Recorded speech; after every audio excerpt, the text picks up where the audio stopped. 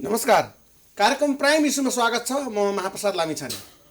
आजको कार्यक्रममा हामीले एकजना नगर प्रमुखलाई निमन्त्रणा गरेका छौँ। स्थानीय तहमा कसरी काम भइरहेको छ, के कस्ता समस्या छन्, खास गरी बर्दिया ठाकुरबाबा नगरपालिकाको धुवान या जग्गाको समस्या, बाटोको समस्या र समाधानका लागि मेयर साहबले गर्नुभएको प्रयास, यिनै विषयमा केन्द्रित भएर हामी कुराकानी गर्दैछौँ। घनुनारायण श्रेष्ठसँग यहाँलाई स्वागत छ। नमस्कार, धन्यवाद। तपाईँ एउटा प्रसिद्ध धार्मिक स्थल पनि र नेपालको एउटा बर्दिया राष्ट्रिय निकुञ्जको नजिकै रहेको नगरपालिकाको प्रमुख हुनुहुन्छ। 3.5 वर्ष काम गरिसक्नुभयो। अहिलेसम्म त्यो प्रमुखको हैसियतले त्यहाँका जनताको लागि गर्नुभएको काम, सन्तोषजनक काम, खुसी लाग्ने काम के गर्नुभएको छ तपाईँले? धन्यवाद महाप्रसादजी। हामीले 3.5 वर्ष अगाडि जब स्थानीय तहको निर्वाचन भयो, हामी निर्वाचित भएर आयौँ। खास गरी यो संरचना नेपालको लागि नयाँ व्यवस्था पनि थियो। यो अनुसारले हामी सबै कोही पनि अभ्यस्त थिएनौँ। त्यस कारणले गर्दा ठाकुरबाबा नगरपालिकामा हामी आइसकेपछि खास गरी हामीले नगरको गुरुयोजना बनाउने, योजनाबद्ध ढङ्गले विकास गर्ने गरी हामीले कामहरू थालनी गऱ्यौँ। त्यस कारणले ठाकुरबाबा नगरपालिकाले नगरको 20 वर्षीय गुरुयोजना बनाएको छ। गुरुयोजना बनाउने क्रममा हामीले समग्र ठाकुरबाबा नगरपालिकाको त्यहाँको जनसाङ्ख्यिक अवस्था, त्यहाँको भूगोलको अवस्था, त्यहाँ हामीसँग भएका तपाईँको चाहिँ सकारात्मक पक्षहरू के छन्, हामीसँग के चुनौतीहरू छन्, के चाहिँ अवसरहरू छन्, सबैको हामीले खोजी गऱ्यौँ। त्यो खोजी गरिसकेपछि हामीले 20 वर्षीय रणनीतिक गुरुयोजना बनाएका छौँ। अहिले हामी त्यही गुरुयोजना अनुसारले नगरपालिकाको समग्र विकासको कामहरूको थालनी गरेका छौँ। अब सुन्दैमा ठाकुरद्वारा तीर्थस्थल भएको, हजुर, अत्यन्त नेपालमै चर्चित ठाकुरद्वारा जाने भन्छन्। मान्छेहरू चाहिँ निकुञ्ज हेर्न पनि जान्छन्, बाघ देख्न पाइन्छ भन्छन्। त्यो नगरपालिकाको स्वरूप चित्र तपाईँले यहाँ हाम्रो दर्शकहरूलाई प्रस्तुत गर्नु। कस्तो नगरपालिका हो त्यो? यो ठाकुरबाबा नगरपालिका लुम्बिनी प्रदेशको सबैभन्दा पुछारमा रहेको नगरपालिका हो। पल्लो छेउ, यहाँबाट भन्दा पल्लो छेउमा। हजुर। हाम्रो नगरपालिकाको उत्तरपट्टि बर्दिया राष्ट्रिय निकुञ्ज, पश्चिमपट्टि कडाली नदीको खौरा बङ्गालो, पूर्वपट्टि बबई नदी र दक्षिणपट्टि मधुबन नगरपालिकासँग जोडिएको छ। हजुर। जनसङ्ख्यिक हिसाबले यसमा खास गरी 56% जति थारू समुदायको बाहुल्यता छ यो नगरपालिकामा। र हाम्रो नगरपालिकाको पश्चिममा कर्णाली नदी पर्छ। त्यो कर्णालीको पुल यहाँ चर्चितै छ। पुल पारी गइसकेपछि सुदूरपश्चिम प्रदेश सुरु हुन्छ। त्यो पुल पनि तपाईँको नगरपालिकामा पर्छ? कर्णालीको पुल चाहिँ हाम्रो नगरपालिकामा परेन। हजुर। तर हाम्रो नगरपालिका सकिएपछि हामी बर्दिया राष्ट्रिय निकुञ्ज प्रवेश गर्छौँ। त्यसो लगत्तै तपाईँको कर्णाली प्रदेश सुरु हुन्छ। त्यो पुल पनि त नजिकै छ भन्नु? नजिकै छ। अनि त्यस्तै गरी तपाईँको चाहिँ हाम्रो उत्तरपट्टि बर्दिया राष्ट्रिय निकुञ्जको चुरे पर्वत श्रृङ्खला छ। हजुर। त्यो पर्वत श्रृङ्खलादेखि उत्तरपट्टि गएपछि सिधै हामी कर्णाली प्रदेश पुग्छौँ फेरि। हजुर। त्यसरी भन्नुपर्दाखेरि ठाकुरबाबा नगरपालिका लुम्बिनी प्रदेशमा भए पनि कर्णाली प्रदेश र सुदूरपश्चिम प्रदेशको ठ्याक्कै दोभान जस्तो अवस्थामा चाहिँ अवस्थित छ। तीनटै प्रदेशको सङ्गम स्थलमै पर्यो त्यो। एकदम सङ्गम। यस हिसाबले दुईटा नदीको पनि त्यहाँ भनौँ न सङ्गम स्थल नजिकै पर्यो, बबई र कर्णाली। हो, पूर्वमा बबई नदी, पश्चिममा कर्णाली नदी। हजुर। त्यो कर्णाली नदी र बबई नदीको बिचको समतल भूभाग, अत्यन्त उर्वर भूभाग, थारूहरूको अत्यन्त सरल जाति थारूहरू बसोबास गर्ने ठाउँ। हजुर। अत्यन्त राम्रो ठाउँ। चुरे भन्नुभयो नि, यो चुरे क्षेत्र खास गरी उर्वराको हिसाबले त्यति धेरै उर्वर मानिँदैन। त्यो चाहिँ कति पर्छ तपाईँको क्षेत्रमा? होइन, हामी कहाँ चुरे पर्दैन, सबै तराईको भूभाग हो। हजुर। त मैले भन्न खोजेको बर्दिया राष्ट्रिय निकुञ्ज र त्यसपछि चुरे श्रृङ्खला छ बर्दिया राष्ट्रिय निकुञ्जको, त्योदेखि उत्तरपट्टि तपाईँको कर्णाली प्रदेश। ठाकुरद्वारा दर्शन गर्न जाने भन्छन् नेपालका धेरै आन्तरिक पर्यटनको लागि एकदम महत्त्वपूर्ण ठाउँ भनिन्छ होइन? जस्तो प्युठानको स्वर्गद्वारी भने जस्तै आन्तरिक चाहिँ घुम्न जानेको लागि त्यहाँ के छ? त्यहाँ जाँदा के देख्न पाइन्छ? अब यो ठाकुरद्वारा भन्ने क्षेत्र यो अत्यन्त पुरातात्विक, अत्यन्त ऐतिहासिक, धार्मिक महत्त्वको क्षेत्र हो। र खास गरेर ठाकुरद्वारा भन्दा यो ठाकुरद्वारा थारूहरूको इष्ट देवता खास गरेर विष्णु भगवान। हजुर। र विष्णुलाई उहाँहरूले चाहिँ ठाकुर भनेर पुकार्नुहुन्छ। द्वार भनेपछि विष्णु भगवानको द्वार भनेर यसलाई बुझिन्छ होइन, नेपालीमा भन्नुपर्दा। अत्यन्त पुरानो मन्दिर हो यो। खास गरी थारूहरूको इष्ट देवताको रूपमा यो स्थापित छ। त्यहाँ के छ दर्शन गर्नको लागि? कस्तो संरचनाहरू अथवा धर्मशालाहरू के छन् त त्यहाँनिर? त्यहाँ अहिले ठाकुरजीको एउटा मन्दिर छ। हजुर। होइन, पुरानो मन्दिर छ। त्यसको ठुलो एउटा तपाईँको धार्मिक वन क्षेत्र छ। त्यो वन क्षेत्रमा तपाईँको विचरण गर्न सकिन्छ, त्यसलाई तपाईँको चाहिँ अध्ययन गर्न सकिन्छ, मन्दिरको चाहिँ दर्शन गर्न सकिन्छ। त्यसको भित्र तपाईँको ठाकुरजीको खास गरी विष्णु भगवानको मूर्ति रहेको छ। र बाहिरपट्टि बस्नको लागि होटलहरू कस्तो व्यवस्था भइसक्यो? हजुरले अघि पनि भन्नुभयो, खास गरेर ठाकुर बाबा नगरपालिका ठाकुरद्वारा क्षेत्र जैविक विविधताको दृष्टिकोणले र यो धार्मिक दृष्टिकोणले पनि अत्यन्त तपाईँ महत्त्वपूर्ण छ, सांस्कृतिक दृष्टिकोणले पनि अत्यन्त महत्त्व छ। त्यस कारण यो नेपालकै प्रख्यात पर्यटकीय क्षेत्र त हो नै। हजुर, तपाईँको चाहिँ यो एसिया पेसिफिक क्षेत्रमै तपाईँको यो पहिलो गन्तव्यको रूपमा रहेको छ। यो खास गरेर पर्यटनको दृष्टिकोणले पहिलो गन्तव्य र विश्वमा पनि यो 100वटा घुम्नै पर्ने पर्यटकीय क्षेत्रहरू पर्यटकीय क्षेत्रहरूमा भित्र यो परेको छ, सूचीकृत भएको छ। त्यसो भएर मध्ये एउटा। हजुर, त्यस कारणले गर्दा पनि ठाकुरद्वारा क्षेत्रमा तपाईँको थुप्रै होटलहरू, झन्डै 30वटा होटलहरू यसमा चाहिँ तपाईँको सञ्चालित छन्। त्यहाँ बस्न घुम्नको लागि पर्याप्त सुविधाहरू छ। अब अहिलेका पछिल्ला 1-1.5 वर्ष नै भनौँ कोरोनाले धेरै दुःख दियो होइन, त्यसको चाहिँ प्रत्यक्ष असर चाहिँ टुरिज्म क्षेत्रमा पर्यो। तपाईँको अहिले त्यहाँको गतिविधिलाई यो कोरोनाले कतिको प्रभाव पार्यो, नकारात्मक प्रभाव? अत्यन्त महत्त्वपूर्ण प्रश्न उठान गर्नुभयो महाप्रसादजीले। खास गरी यो कोरोना चाहिँ विश्वमा नयाँ रोगको रूपमा आयो, हामीलाई पनि यसले गाँजेको छ, 81 गाँजेको छ। यसले समग्र विश्वलाई नै अस्तव्यस्त बनाएको छ। हामी नेपाललाई छोड्ने कुरै भएन होइन। त्यसमा ठाकुरबाबा नगरपालिका पनि यसबाट अछुतो छैन। तर हामीले के गर्यौँ भन्दाखेरि जब यो चाइनामा त वुहानबाट यसको सुरुवात भयो, त्यसको लगत्तै हामीले अवेरनेसको कार्यक्रमहरू सुरुवात गऱ्यौँ र विभिन्न विद्यालयहरूमा विभिन्न समुदायको स्तरमा हामीले चाहिँ तपाईँको अवेरनेसको क्याम्पहरू सञ्चालन गऱ्यौँ। त्यसपछि हामीले योजनाबद्ध ढङ्गले तपाईँको यो कोभिडसँग लड्नको लागि योजनाहरू बनाउँदै गयौँ। त्यसका कारणले गर्दा पनि हामीलाई अलिकति सजिलो भयो र सँगसँगै हामीले तपाईँको चाहिँ यो क्षेत्र यसले असर पारेका विभिन्न क्षेत्रहरूको पहिचान गऱ्यौँ। जस्तो यसले कृषिलाई असर गरेको छ, यसलाई उद्योग व्यवसायलाई असर गरेको छ, खास गरेर पर्यटनलाई त यसले ध्वस्तै बनाएको छ होइन। त्यसबाट बाहिर आउनका लागि नगरपालिकाले पनि विभिन्न खालका कार्यक्रमहरू सञ्चालन गरेर उहाँहरूलाई चाहिँ सहयोग गरेको छ। पर्यटकीय क्षेत्रको विकास लागि, यसको भौतिक पूर्वाधारको विकासका लागि, यसको अरू क्षमता विकासको लागि अरू क्षेत्रमा पनि यसले समग्र रूपमा विकास गर्ने कार्यक्रम अगाडि सारेको छ, जसले केही सजिलो बनाएको छ। यहाँले सुरुमा भन्नुभयो हामीले एउटा 20 वर्षीय गुरु योजना बनायौँ र त्यो गुरु योजना अनुसार हामी काम अगाडि बढाउँदैछौँ। त्यो 20 वर्षीय गुरु योजनामा जस्तो पूर्वाधारको रूपमा त विद्युत 24 घण्टा आउने होइन, त्यस प्रकारको बाटो हुन्छ, फराकिलो बाटो, त्यसपछि सिँचाइका कुराहरू, किसान छन् त्यहाँ होइन, त्यस खानेपानीका पूर्वाधार, स्कुलका, स्वास्थ्यका, यी पूर्वाधारको विकासमा तपाईँले गरेका उपलब्धि चाहिँ के छन् त त्यहाँ अहिले? महाप्रसाद चाहिँ खास गरेर हामीले त्यो 20 वर्षीय रणनीतिक गुरु योजना बनाइरहँदा हामीले विकासका मुख्य क्षेत्रहरू के हुन् भनेर पहिचान गरेका छौँ। हामी सामान्यतः बाहिर हामीले हेर्दाखेरि बाटो बनायो, पुल बनायो, विकास भयो भनेर मान्छेले बुझ्छ, तर समग्रमा यो यति मात्रै विकास होइन भनेर हामीले बुझेका छौँ। अघि पनि यहाँलाई मैले निवेदन गरेको छु, खास गरेर ठाकुरबाबा नगरपालिकाले यो पछिल्लो समय हामीले जुन चाहिँ यो राजनीतिक प्रणालीको अभ्यास गऱ्यौँ, संहिताको अभ्यास गऱ्यौँ। यो संहिताको अभ्यास गरिसकेपछि यो नगरपालिकाहरूको गठन पहिलोपटक भयो होइन। त्यस कारणले गर्दा यसको संस्थागत संरचनागत रूपमा यो कुनै पनि यसको विकास भएको थिएन। जस्तो कि हामी नगरपालिकामा आउँदा नगरपालिकाको एउटा कार्यालय त थियो, न वडा कार्यालय थियो, नगरपालिका कार्यालय व्यवस्थित थियो, न तपाईँको चाहिँ कर्मचारीहरू थिए, केही पनि थिएन, अस्तव्यस्त थियो। तपाईँको नगरसभा कसरी गर्ने भन्ने कुरो हामीलाई जानकारी थिएन, कार्यपालिका कसरी चलाउने। यसको अर्थ पहिला गाउँपालिका थियो, गाउँ विकास समितिहरू जोडेर त्यो बनाएको थियो होइन। त्यस कारण हामीले समग्र रूपमा यस्तो संस्थागत संरचना विकास गर्नुपर्छ भनेर एउटा विकासको आधार तयार गरेर हामी अगाडि बढेका छौँ।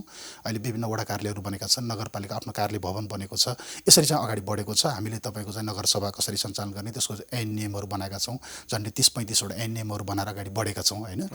अर्कोतर्फ हामीले तपाईँको विकासको अर्को महत्त्वपूर्ण पाटोको रूपमा हामीले भौतिक पूर्वाधारको विकास जुन अघि यहाँले उठान गर्नुभयो त्यो कुरा गरिरहँदाखेरि हामीले तपाईँको समग्र सडकको चाहिँ गुरु योजना पनि हामीले बनाएका छौँ। त्यो बनाइरहँदाखेरि ठाकुरबाबा नगरपालिकाको केन्द्र भरी गाउँ बजारलाई वडाका केन्द्रहरूले जोड्ने विभिन्न बाटाहरूको संरचना हामी निर्माण गर्दैछौँ। अनि वडाको केन्द्रलाई फेरि विभिन्न गाउँहरूबाट जोड्ने, गाउँलाई फेरि बस्तीसँग जोड्ने होइन, नगरपालिकादेखि अर्को नगरपालिका जोड्ने र हाम्रै नगरपालिकाबाट पूर्व पश्चिम राजमार्ग पनि गएको हुनाले ती राजमार्गसँग अरू गाउँहरूको एक्सेस कसरी पुर्याउने भन्ने हिसाबले पनि हामीले सडकका योजनाहरू बनाएका छौँ। त्यो अनुसारले विभिन्न खालका कामहरू अगाडि बढेका छन्, पुल पुलेसाहरू बनेका छन्, अहिले झोलुङ्गे पुलहरू अगाडि बढेका छन्। यहाँले भन्नुभयो पूर्व पश्चिम राजमार्ग तपाईँको नगरपालिका भएर जान्छ। हजुर, त्यो त पिच भयो, त्यसपछि तपाईँको नगरपालिकाभित्र जाने बाटोहरू चाहिँ कति किलोमिटर जति पिच होला तपाईँको? हजुर, म यसलाई जोड्दैछु। हामीले तपाईँको चाहिँ ठाकुरबाबा नगरपालिकामा झन्डै तपाईँको सरदरमा 5 किलोमिटर जति बाटो हामीले अहिलेसम्म पिच गरेका छौँ। तर यो वर्षदेखि हामीले बहुवर्षीय योजनाहरू चाहिँ तपाईँको चाहिँ नगरपालिकाको केन्द्र र वडाको केन्द्र जोड्ने, वडाको केन्द्रसँग गाउँ जोड्ने गरी तपाईँको चाहिँ झन्डै हामी 20-25 किलोमिटर बाटोको तपाईँको चाहिँ टेन्डर प्रक्रियामा अगाडि बढाएका छौँ। यसरी गर्दैछौँ। अब मैले हजुरको अघिकै कुरामा फेरि थोरै जोडेँ। पूर्वाधारको विकासमा यसरी हामी अगाडि बढिरहेका छौँ होइन। नगरपालिकाको संरचना निर्माण भएको छ, त्यसको भवन निर्माण भइरहेको छ। पूर्वाधारको क्षेत्रमा विभिन्न विद्यालयहरूको चाहिँ भवनहरू निर्माण गर्नेदेखि लिएर थुप्रै कामहरू अगाडि बढेको छ। अर्कोतर्फ हामीले विकासको अर्को आयामको रूपमा हामीले तपाईँको चाहिँ सामाजिक विकासलाई पनि जोडेका छौँ। सामाजिक विकासको कुरा गरिरहँदाखेरि ठाकुरबाबा नगरपालिकाको तपाईँको चाहिँ कस्तो बनाउने, ठाकुरबाबा नगरपालिकालाई अबको 20 वर्षपछि कस्तो नगरपालिका बन्छ, अबको 10 वर्षपछि कस्तो बन्छ, त्यहाँका नागरिकहरू कस्ता बन्छन्, उनीहरूको चाहना कस्तो हुन्छ, सोच कस्तो हुन्छ, त्यसलाई पनि हामीले जोडेका छौँ। त्यसकारण शैक्षिक विकासका लागि तपाईँको चाहिँ हजुरले देख्नुभयो भने धेरै ठाउँमा तपाईँको नयाँ विद्यालयहरू खोल्ने होडबाजी चलेको छ। तर ठाकुरबाबा नगरपालिका नयाँ विद्यालय थपेको छैन, बरु घटाएको छ। हामीले विद्यालयको सङ्ख्या घटाएका छौँ, मर्ज गरेका छौँ। तर त्यसको गुणात्मक रूपमा त्यसको शैक्षिक विकास गर्ने गरी योजनाहरू अगाडि बढाएका छौँ। हामीले तपाईँको चाहिँ विभिन्न विद्यालयहरू हरेक वडामा तपाईँको माध्यमिक विद्यालय पुर्याउने गरी योजनाहरू अगाडि सारेका छौँ। विद्यालयमा विद्यार्थीको सङ्ख्या अहिले बढेको छ, पहिलाको भन्दा हामी आउँदाखेरि बढेको छ। सामाजिक सुरक्षा, मानिसहरूको जीवन स्तरको विकास पनि त विकास पनि भौतिक पूर्वाधार मात्रै त विकास होइन। ती भौतिक पूर्वाधारको विकासले मान्छेको जीवनशैलीमा परिवर्तन आउँछ कि आउनु, त्यो त एउटा पाटो मात्रै हो। तपाईँहरू क्रियाशील हुनुहुन्छ। हजुर, हामी एकदमै क्रियाशील छौँ। त्यसकारणले हामीले तपाईँको चाहिँ शिक्षा स्वास्थ्यलाई मूल तपाईँको चाहिँ उद्देश्य बनाएर अगाडि बढेका छौँ। हामी आउँदाखेरि 4वटा वडामा मात्रै स्वास्थ्य चौकीहरू थियो, अहिले हामीले 9वटै वडामा स्वास्थ्य चौकी पुर्याएका छौँ। हामीले आधारभूत नगर हस्पिटलको टेन्डर गरेर 1500को हस्पिटल निर्माणको काम अगाडि बढाएका छौँ होइन। यसरी स्वास्थ्य क्षेत्रमा पनि औषधिहरूको तपाईँ पर्याप्त उपलब्ध गराउनेदेखि लिएर थुप्रै कामहरू गरेका छौँ। त्यति मात्रै होइन, बर्दे राष्ट्रिय निकुञ्जको तपाईँको मुख्य क्षेत्रसँग हाम्रो भूमि जोडिएको छ। बर्दे राष्ट्रिय निकुञ्जबाट एकातर्फ त्यो गौरवको विषय पनि बनेको छ, अन्तर्राष्ट्रिय पर्यटकीय क्षेत्र बनेको छ। अर्कोतर्फ त्यहाँभित्र भएका जनावरहरूले हामीलाई दुःख पनि दिइरहेछ नि। त्यसकारणले गर्दा त्यो जनावरले दुःख दिइराख्दाखेरि हाम्रा नागरिकहरू अत्यन्त पीडित छन्। ती नागरिकहरूलाई तत्काल राहत दिनका लागि हामीले थोरै भए पनि राहतको प्याकेजहरू अगाडि ल्याएका छौँ। जस्तो मान्छे कोही घाइते भयो, मान्छे कसैको मृत्यु भयो भने तुरुन्तै 20,000 रुपियाँ उसलाई दिएर तपाईँको चाहिँ सहयोग गर्ने काम छ। हामीले त्यो हात्तीले भत्काइदिएका घरहरू निर्माण गर्ने गरी कामहरू अगाडि बढाएका छौँ। हात्तीले तपाईँको जनावरले आएर तपाईँको बाली नाली खाइदियो भने हामी प्रति कट्ठाको 300 को दरले 1 बिघाको 9,000 रुपियाँ भयो होइन, तुरुन्तै 9,000 रुपियाँ राहतको रूपमा दिन्छौँ। यसरी हामी कामहरू गरेका छौँ। क्षतिपूर्ति दिनको लागि तपाईँहरू हमेसा तयार भएर बजेट छुट्याएरै बस्नुपर्छ। एकदमै बजेट छुट्याएर बसेका छौँ। तपाईँलाई दुःख दिने चाहिँ हात्ती नै होइन, हात्ती, बाघ, चित्तल, बँदेल। हजुर, चित्तलले खेती खाइदिनु। अब यस्तो भयो, हात्तीले तपाईँको घरहरू भत्काइदिनु भयो, मान्छे मार्ने भयो। बाघले तपाईँको चाहिँ मान्छे पनि खाइदिनु भयो, हाम्रो पाल्तु जनावर पनि खाइदिने भयो। अनि चित्तल, बँदेल जस्ता मान्छेले हाम्रो बाली नाली खाइदिनु भयो। अब तपाईँ मेयर भएपछि कतिजना मान्छेको त्यो ज्यान तलमाथि भएको रेकर्ड छ तपाईँहरूलाई? हजुर, मैले जोड्दैछु। त्यसकारण यसरी तपाईँको विभिन्न क्षेत्रबाट तपाईँको चाहिँ भएको तपाईँको यो तपाईँको सामाजिक सुरक्षा कसरी गर्ने, विपन्नहरूको आवास कसरी बनाउने भन्नेदेखि लिएर ती सबै कुराहरू जोडेका छौँ। यो वर्ष मात्रै तपाईँको बाघले झन्डै 10 जना मान्छेको ज्यान लिइसक्यो। त्यो ज्यान लिएको मध्येमा तपाईँको ठाकुरबाबा नगरपालिकाका नागरिक पनि छन्। खास गरेर गेरुवा गाउँपालिका, मधुवन नगरपालिका, ठाकुरबाबा नगरपालिका, यो 3टा नगरपालिका अत्यन्त त्यसको जोखिममा रहेको छ। त्यसकारणले गर्दा पनि हामीले अस्ति भर्खर एउटा सूचना प्रकाशन गरेर नागरिकहरूलाई बिना काम जङ्गल प्रवेश नगर्नलाई भनेर पनि हामीले उहाँहरूलाई चाहिँ सचेत गराएका छौँ। खतराको बिन्दुबाट तपाईँहरू हिँड्नुपर्छ, एकदमै खतराको बिन्दुमा छौँ। खतरा छ त्यहाँ मान्छे। हो, हामीले सचेत गराउँछौँ नागरिकलाई। त्यत्रो राष्ट्रिय निकुञ्ज पनि छ होइन। हजुर, एउटा कुरा। अर्को जस्तो स्रोतको कुरा आउँछ, जतिसुकै विकास गर्ने भने पनि, योजना बनाए पनि त्यति धेरै गाविस जोडेर चाहिँ त्यो नगरपालिका बनेको हुन्छ होइन। तपाईँले अघि भन्नुभयो 5-6वटा गाविस जोडिएको होला। हजुर, 4वटा गाविस जोडिएको होला। त्यतिका पहिला त्यति निकायहरू मतलब धेरै थिए, वडा पनि धेरै थिए। अब त्यो आएर 9 वडामा झर्दाखेरि काम त धेरै तपाईँलाई चाप बढ्यो नि त होइन। हजुर हजुर, बाटो बनाउने, अब नहरका भनौँ न फिनिसिङ नहरका चाहिँ साना साना नहरहरू पनि हुन्छन्, फेरि सहायक नहरहरू बनाउनु पर्यो होला होइन। ती कुराहरू सबै गर्दा बजेट काम आउँछ। मैले अघिको हजुरको त्यो क्वेसन अझ सकाएको छैन उत्तर, यसमा जोडेपछि यसपछि जोड्छु। हामीले त्यो विकासको मैले 3टा कुरा मात्रै भने, एउटा तपाईँको हामीले संस्थागत विकास गर्ने, एउटा पूर्वाधारको विकास गर्ने, एउटा सामाजिक विकासको कुरा गर्ने। अझ 2टा विकासको आयामहरू हाम्रो त्यो गुरु योजना बाँकी नै छ। तपाईँको सामाजिक विकास बाँकी रह्यो? सामाजिक विकास मैले भने, मैले आर्थिक विकास भन्न बाँकी रह्यो। हामीले सामाजिक विकास पनि गऱ्यौँ, भौतिक विकास पनि गऱ्यौँ। चिल्लो बाटो त बनायौँ, तर चिल्लो बाटोको छेउमा बस्ने मान्छे भोकै सुत्यो भने के हुन्छ? त्यसले खान त पाउनु अब पर्यो नि त। गरिबीतर्फ हो लाग्नु त्यस कारणले गरिबी निवारण गर्ने र त्यो क्षेत्रमा कृषि र तपाईँको पर्यटनको क्षेत्रमा हामीले बजेट विनियोजन गरेर हामीले यो वर्ष मात्रै 1000 जना नयाँ युवाहरूलाई तपाईँको कृषिमा ल्याउने भन्ने यो महत्त्वाकांक्षी योजनाको साथ अगाडि बढ्यौँ। अहिले थुप्रै तपाईँको चाहिँ कृषिसँग सम्बन्धित कामहरू अगाडि बढेको छ। अब पर्यटन र तपाईँको चाहिँ यतापट्टि व्यवसायमा के अरे हाम्रो चाहिँ व्यापार व्यवसायमा पनि त्यही ढङ्गको तपाईँको चाहिँ बढोत्तरी हुँदै गएको छ। अर्कोतर्फ हामीले अन्तिम विकासको एउटा आधारको रूपमा यो प्राकृतिक स्रोतको उपयोग सही ढङ्गले नगर्दाखेरि पनि त विकास होइन विनाश हुँदो रहेछ। त्यसकारण त्यसको व्यवस्थापन गर्ने कुरा पनि हामीले गुरुजनामा राखेर अगाडि बढेका छौँ। अब म हजुरको पछिल्लो प्रश्नमा आएँ। हजुरले अघि यो यसको चाहिँ स्रोत कसरी जुट्छ, त्यो कमी हुन्छ कसरी जुटाउनु हुन्छ भन्नु खोजेको। हजुर स्वाभाविकले तपाईँको चाहिँ अहिले स्थानीय पालिकाहरू सञ्चालनका लागि हामीलाई सङ्घीय सरकार र प्रदेश सरकारले केही अनुदान दिने कार्यक्रमहरू छ। त्यसको अलावा हामीले आफ्नो आन्तरिक स्रोतलाई पनि परिचालन गर्छौँ होइन। विभिन्न करहरू उठाएर विभिन्न तपाईँको चाहिँ दस्तुरहरू उठाएर पनि हामीले नगरपालिकाको तपाईँ कोषमा बजेट बनाउँछौँ होइन। यो बिस्तारै हामी जनताहरूलाई यो तपाईँको नगरपालिका हो, यो तपाईँले निर्माण गर्नुपर्छ, तपाईँले कर नतिरी कसले तिर्छ, तपाईँको नगरपालिका तपाईँले नबनाए कसले बनाउँछ त। त्यस कारणले तपाईँले बनाउनुपर्छ, तपाईँहरू सहभागी हुनुपर्छ नगरपालिका बनाउने कुरामा।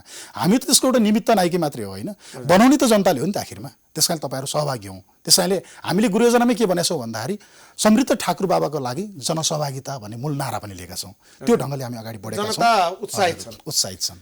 तपाईँको सङ्घीय सरकारबाट प्रदेशको त अब आफ्नै पनि आर्थिक अवस्था त्यति सबल भइसकेको छैन होइन, त्यो पनि नयाँ संरचना हो। सङ्घीय सरकारबाट यस खालका नगरपालिकालाई कस्तो किसिमको बजेट जान्छ, यो बजेटको स्वरूप बताइदिनु। खास गरेर सङ्घीय सरकारले हामीलाई 3 किसिमको अनुदान दिने गर्छ। हजुर। एउटा सशर्त अनुदान भनेर दिन्छ। हजुर। त्यो सशर्त अनुदान भनेको सङ्घीय सरकारको कार्यक्रम हाम्रो नगरपालिकाले सञ्चालन गरिदिने हो। हजुर। एउटा त्यो सशर्त भनेको शर्तसहितको भयो। तपाईँले यो काम गर्नुहोस् है भनेर पैसा दिएपछि हामीले त्यसैमा खर्च गर्नु पर्यो, त्यही काम गर्न पर्यो। अर्को हामीले भन्छ किटेर तोकेर दिएको त्यो सङ्घीय सरकारकै काम गर्नै पर्यो, सङ्घीय सरकारको काम गरिदिएको त्यो, त्यसरी बुझ्नु। एउटा सशर्त भयो। अर्को तपाईँको समानीकरण भन्ने छ। यो समानीकरण भनेको खासमा विकास बजेट हो। त्यो समानीकरण बजेटभित्र तपाईँको छ सङ्घीय सरकारले हामीलाई तपाईँको अनुदान दिएको त्यो विकासका लागि, त्यो बिना शर्त हुन्छ। त्यो हामीले जुनसुकै क्षेत्रमा पनि विकास गर्न सक्छौँ त्यो कुरो। अर्को भनेको हामीलाई राजस्वको तपाईँको चाहिँ केही हिस्सा हामीलाई प्राप्त हुन्छ। जस्तो नेपालमा उठेको जुन राजस्व छ त्यो राजस्व मध्येमा सङ्घीय सरकारलाई केही हिस्सा जान्छ, प्रदेश सरकारलाई केही हिस्सा जान्छ, स्थानीय सरकारहरूलाई केही हिस्सा जान्छ। त्यसमा ठुला नगरपालिका महानगरपालिकाहरू पनि छन्, ठुलो जनसङ्ख्या भएका छन्, उपमहानगरपालिका छन्। यो तपाईँहरूको नगरपालिकाभित्र आइपुग्दा यो कुन प्रतिशतमा आउँछ? तपाईँ चित्तबुद्ध छ कि छैन मैले यसमा? होइन, यो त यस्तो छ, यो त तपाईँको वित्त आयोगले यसको तपाईँको चाहिँ यो तपाईँको छुट्टै एउटा खालको तपाईँको त्यो सिस्टम बनाएको छ, न्यायसँग सूत्र बनाएको छ होइन।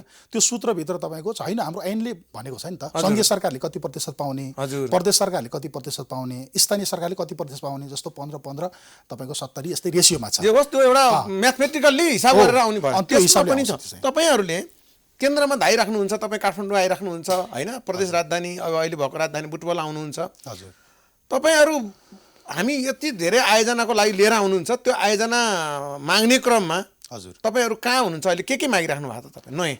अब एउटा कुरो मैले यहाँ हजुरको बिचमा भन्नै पर्छ। हजुर। हामीले नयाँ अभ्यासको थालनी गऱ्यौँ। हजुर। राज्यको पुनर्संरचना गऱ्यौँ, शासकीय स्वरूप हामीले बदल्यौँ। हजुर। त्यो बेला मलाई के लाग्थ्यो भन्दाखेरि अब मलाई काठमाडौँ धाउनु पर्दैन भनेको त, अब मलाई बुटोल धाउनु पर्दैन।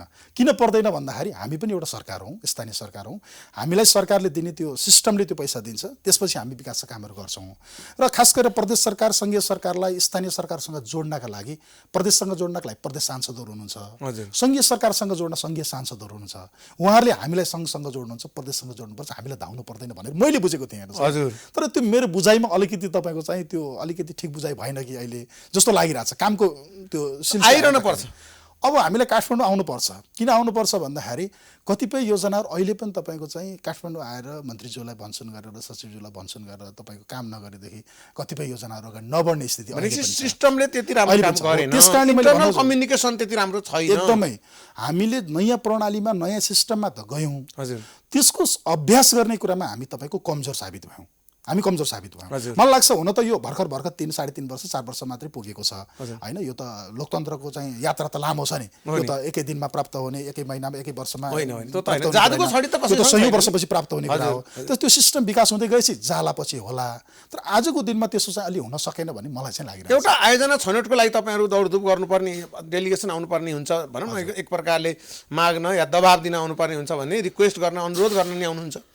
यो भएन भने हामी यो गर्न सक्दैनौँ भन्नु होला होइन। मैले भन्न खोजेको छुट्याइसकेको बजेट निकासा गर्न पनि तपाईँ दौडिनुपर्छ कि आफै आउँछ? होइन, छुट्याइसकेको बजेटको लागि त्यति समस्या छैन, त्यो सिस्टमले पत्राचारबाट हुन्छ? जान्छ, त्यो सिस्टमले जान्छ। तर थप नयाँ आयोजनाहरू, जस्तो उदाहरणका लागि अघि पनि हजुरले प्रश्न राख्नु भएको थियो, ठाकुरबाबा नगरपालिकालाई ठुला योजनाहरूको विषय के सोच्नु भएको थियो।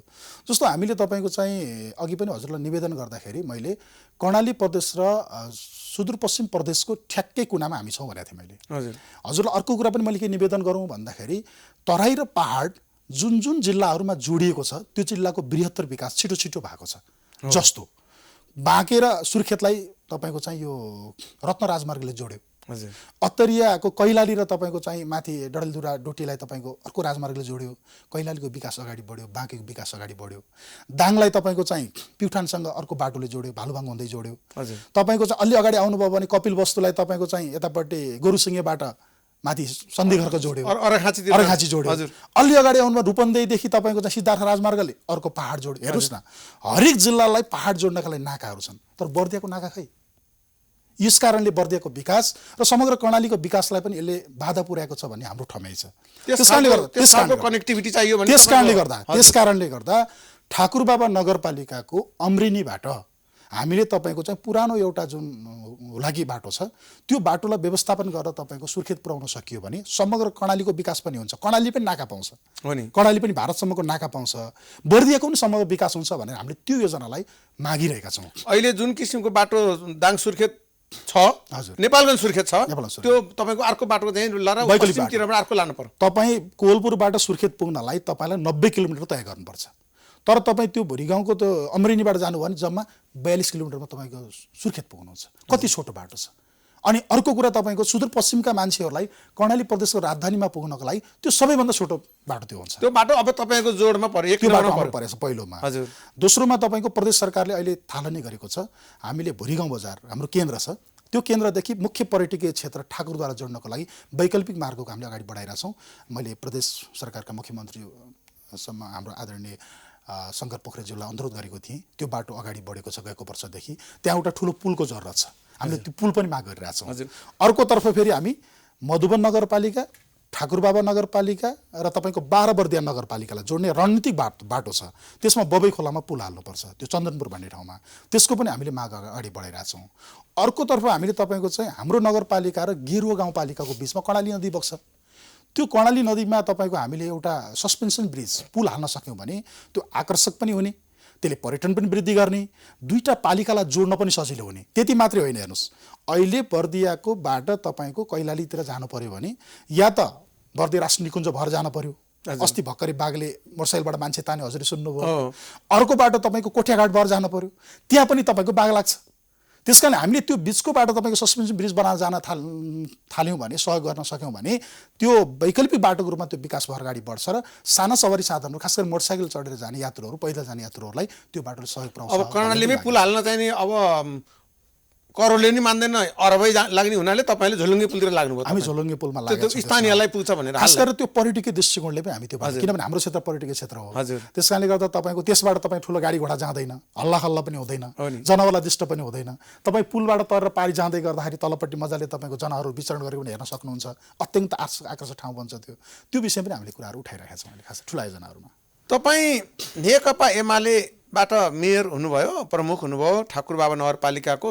तपाईँको नगरपालिकाभित्र आफूलाई काम गर्नको लागि कतिको सहज छ? किनकि त्यहाँ त अब बहुदलीय व्यवस्थामा त स्वाभाविक रूपमा अन्य दलका प्रतिनिधि पनि हुन्छन्, वडा अध्यक्ष हुन्छन्, नगर सभासद हुन्छन्, होइन, नगर परिषदका सदस्यहरू हुन्छन्। त्यो संरचनाभित्र तपाईँ कहाँनिर हुनुहुन्छ तपाईँ त्यो भिडमा? अब यो स्वाभाविक रूपले हजुरले भने जस्तै स्थानीय तहको निर्वाचन प्रत्यक्ष निर्वाचन हो, प्रत्यक्ष मतदानबाट निर्वाचन गर्छ। हजुर, हाम्रो 9वटा वडा छ, 9वटा वडामा यहाँले भन्नुभयो जस्तै हाम्रो पालिकामा मिक्स परिणाम आयो निर्वाचनपछि। जस्तो मेयरमा एमालेबाट म निर्वाचित भएँ, उपमेयरमा माओवादी केन्द्रबाट कृष्ण कुष्मा आस्था आउनुभयो, होइन। अनि हाम्रो 9वटा वडा मध्येमा 5वटा वडामा माओवादी केन्द्रको त्यो सबै वडा नै माओवादी केन्द्रले जित्यो, 3टा वडामा एमाले, एउटा वडामा नेपाली काङ्ग्रेसले। त्यस्तो खालको मिक्स परिणाम आयो। यसको मतलब के हो त भन्दाखेरि तपाईँहरू मिलेर काम गर्नुहोस् है, तपाईँहरू झगडा गर्न पाउनुहुन्न भनेर जनताले हामीलाई अभिमत दिएको नि त। त्यस कारणले गर्दा हामीले तपाईँको मिलेर काम गर्नुपर्छ भन्ने वातावरण सुरु गरेका छौँ। यहाँलाई साँच्चै के भन्नुपर्दा म 54 सालमा पनि स्थानीय त्यो निकायमा म सानो पदमा भएर पनि काम थालनी गरेको जनप्रतिनिधि भएर मलाई थोरै त्यो अनुभव पनि थियो। त्यस कारणले थुप्रै साथीहरू नयाँ आउनुभएको थियो, उहाँलाई त्यो विकासको अनुभव पनि कम थियो। मैले के ठानेको थिएँ भन्दा 1-2 वर्ष जति टसल हुन्छ हामी विकासका विषयमा व्यापक छलफल गर्छौँ। जस्तो हामीले गुरु योजना बनाउँदा पनि व्यापक छलफल गऱ्यौँ नि त। अब हामीले बाटो ल्याएका छौँ, तय गरेका छौँ। त्यसमा त्यो विकासमा त कसैले पनि तपाईँ बाधा गर्नु पनि जरुरत छैन नि त। विकास त सबैलाई केन्द्रमा अहिले जुन किसिमको अब त त्यतिखेर त करिब एउटै पार्टी भइसकेको नेकपा माओवादी केन्द्र, अब अहिले फेरि छुट्टै पार्टी भयो। फेरि नेकपा एमाले भित्रै पनि दुईटा समूह देखिरहेको अवस्थामा तपाईँ चाहिँ प्रधानमन्त्री निकट पार्टी पर्नुभयो, समूह पर्नुभयो, त्यो भन्न मिल्छ? समूह भन्न मिल्दैन। खास गरेर तपाईँ प्रधानमन्त्रीसँगै हुनुहुन्छ। नेकपा एमालेको तपाईँको संस्थापन भनेको तपाईँ नेकपा एमाले भनेकै प्रधानमन्त्री, त्यही त मैले त्यो नि सोध्नु पर्यो नि त। आजको दिन त प्रश्न पार्नु पर्यो। प्रधानमन्त्री पार्टी अध्यक्षको नजिक हुनुहुन्छ तपाईँ, यस हिसाबले उहाँले नेतृत्व गरेको पार्टी एमालेमा म छु। हजुर हजुर। त्यो अवस्था वडामा नि छ कि छैन भन्न खोजे? वडामा पनि त्यस्तै छ। जुन खालको हाम्रो निर्वाचन हिजो परिणाम थियो अहिले ठ्याक्कै त्यस्तै भएको छ। हिजो एमालेबाट निर्वाचित एमालेतिर, माओवादीबाट निर्वाचित माओवादीतिर, काङ्ग्रेस। त्यही वडामा पनि तपाईँका मान्छेहरू भन्न खोजेको मैले माधव नेपाल झलनाथ खनालतिर लाग्नु भएको छैन यतिखेर अहिलेसम्म? त्यस्तो लाग्नु अहिलेसम्म विभाजन त्यस्तो देखिया छैन। काम गर्न सजिलो होस् भनेर मैले तपाईँलाई यो प्रश्न राखिरहेको होइन। सजिलो छ। उहाँहरूले अहिले तपाईँको विकासमा विवाद गर्न हुँदैन। हजुर। विकासलाई पछि पार्ने भनेको विवादले हो। त्यसमा विवाद भन्दा हामी जनप्रतिनिधि माथि उठ्नुपर्छ। अब अन्तिममा आइपुगेका छौँ मेयर साहब। हजुर। आम बर्दियावासी जुन तपाईँको ठाकुरबाबा नगरपालिकाका अहिले तपाईँको यो प्रोग्राम हेरेर बसिराख्नु भएको हुनुहुन्छ, उहाँहरू तपाईँ 2 वाक्यमा के भन्न चाहनुहुन्छ? अब 1.5 वर्षमा फेरि चुनाव हुँदैछ, तपाईँ चाहिँ उहाँहरूको जनताप्रति के एड्रेस गर्न चाहनुहुन्छ तपाईँ? होइन, मैले त आम ठाकुरबाबा नगरवासीलाई हरदम धन्यवाद दिने गर्छु। किन धन्यवाद दिने गर्छु भन्दा उहाँहरूले हामीलाई विश्वास गर्नुभयो, हामीलाई यो काम गर्ने अवसर दिनुभयो। मान्छेले मेयर भन्छन्, मैले त मेयर भन्दाखेरि तपाईँको चाहिँ नोकर भनेको सोध्छु। हामी जनताको नोकर हौँ। भनेपछि जनताको सेवामा तपाईँ तल्लीन हुनुहुन्छ। भ्रष्टाचार भन्ने कुरा र जनताको सेवामा झन्झटिलो छ नि प्रक्रिया, झन्झट कम गर्नेमा तपाईँ लागिराख्नु भएको छ। हामी अत्यन्त लागिरहेको एकदम लागेका छौँ। खास गरी अझ मूल मान्छे त म भयो नि त। मूली मान्छे नै तपाईँको भ्रष्टाचारबाट टाढा भयो र त्यसबाट तपाईँको चाहिँ अगाडि बढ्यो भने, भ्रष्टाचार रहित नगरपालिका बनाउन अगाडि बढ्यो भनेदेखि त अरूलाई भन्न सजिलो हुन्छ नि। त्यसैले हामी त्यो ढङ्गले अगाडि बढेका छौँ। हिजोदेखि जनताको काम ढिलो भइराखेको थियो, त्यसलाई कसरी छिटो गर्न सकिन्छ भने खटिराख्नु भएको छ। त्यस्ता डोजर सोजर चलाएर पैसा कमाउनेतिर तपाईँ हुनुहुन्न भन्नु पर्यो? छैन। म त हिजो जस्तो थिएँ आज पनि त्यस्तै छु। र मैले के ठान्छु भन्दा अबको 1-1.5 वर्षपछि म सडक साफ भएर फेरि हिँड्ने हो होइन। मसँग जनताले पत्याए आउने हो। एकदम जनताले पत्याए आउने हो। हजुर। र आइदिनु भयो, प्राइम टाइम्स टेलिभिजनलाई यति समय दिनुभयो, मेयर साहबलाई धेरै धेरै धन्यवाद। मेरो तर्फबाट पनि सिङ्गो ठाकुरबाबा नगरपालिकाको तर्फबाट प्राइम टिभी परिवारलाई म धेरै धेरै धन्यवाद दिन चाहन्छु। महाप्रसादजीलाई अझ धेरै धन्यवाद छ, तपाईँले यो अवसर दिनुभयो र ठाकुरबाबा नगरपालिका विषयमा केही कुरा राख्ने मौका दिनुभयो। हामीले कुराकानी गऱ्यौँ ठाकुरबाबा नगरपालिका बर्दिया, जहाँ ठाकुरद्वारा तीर्थस्थल र बर्दिया राष्ट्रिय निकुञ्ज छ, जुन चाहिँ नेपालको एउटा चर्चित पर्यटकीय क्षेत्र, संसारको 100 नम्बरमध्ये 1 नम्बरमा, एउटा 100 मध्ये एउटा जानै पर्ने, घुम्नै पर्ने डेस्टिनेसन पनि हो त्यो ठाउँ। त्यहाँको मेयर घननारायण श्रेष्ठसँग कुराकानी गऱ्यौँ। उहाँले विकास निर्माणका गरेका कामको खाका प्रस्तुत गर्नुभएको छ। हामी अहिलेको यो प्राइम इस्यु यहाँ नै विश्राम लिन चाहन्छौँ र एकैछिनपछि हामी एकजना हास्य कलाकार, लेखक, सामाजिक अभियन्ता, युवा व्यक्तित्वलाई यहाँ निमन्त्रणा गर्दैछौँ। उहाँ हुनुहुन्छ श्रीकृष्ण सिंह खडा। उहाँका विचार सुन्नको लागि प्रतीक्षा गर्नुहोला एकैछिन।